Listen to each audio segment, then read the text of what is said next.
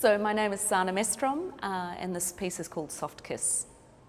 This is a found object that I found in the Prahran Bazaar in Melbourne, and it was so similar to what I'd seen of Brancusi's work that I wondered if it was actually a reproduction or a version of a Brancusi that had sort of trickled down into the bazaar somehow.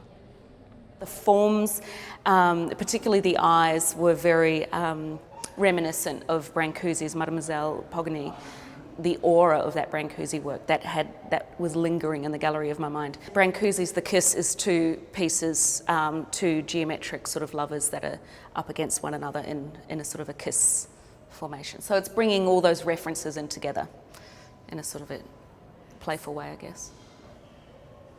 So I cast this one out of foam, a sort of styrene, sort of an expander foam, but it's made for set designers. It's a proper material.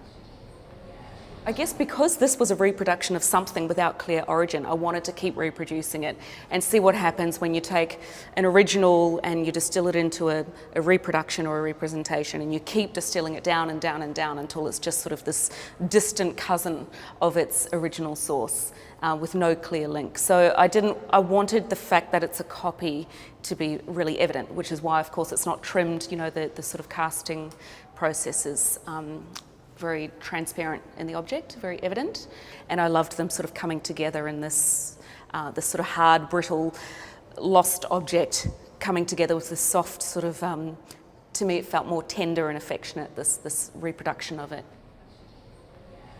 I find the forms very attractive, that sort of reductive forms from the modernist period and also from ancient pieces, whether it's from the Aztec or different traditional cultures or ancient cultures. I guess it's the lack of complication in the marks and in the gestures, physically, in the materiality, the simplicity of the materiality. Bronze, for example, clay, marble or stone, these are obviously very ancient materials, and they're the materials that I work with primarily. So it's that sort of the immediacy of working with those materials. And I guess the fact that they do have a lineage through all of art history. So that still really interests me, but in a way I'm referencing the modernists that were touched by something very profound and ancient and historical. So I'm sort of just extending that forward. I'm just bringing that legacy into the contemporary moment, I suppose.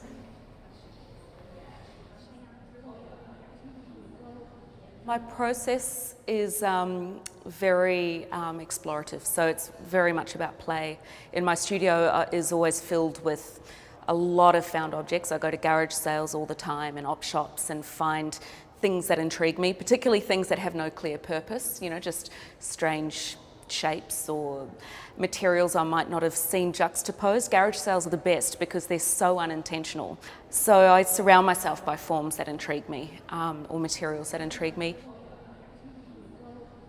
It could be that I have something sitting in my studio for months or even a year or two at a time. Then I'll finally find something else and I'll have that in the corner of my eye and they just come together. And then that might be the starting point for a ceramic work, or it might be the work, or somehow it'll inform what comes next. But it's the incidental connections that emerge that's really pivotal to my process. I always think that when there's two of something, whether it's a twin or some sort of duplicity, some very similar pieces, you look for difference, or one looks for difference. So if anything, I guess people would question, well, what does the fact, I mean, it's evident that one is a copy of the other, and I think to me this looks like it would be the copy because it's so much rougher. So then it starts to question the original. What is it, you know, a reproduction will always point to the thing that's reproduced. So that is at the heart of the project, is the question of, well, what if we don't know the original source? What is lost in that journey from, you know, from high art to pop culture? How many stages does something go through? Is it necessary for us to link it back to that original source? that all-powerful sort of, original source?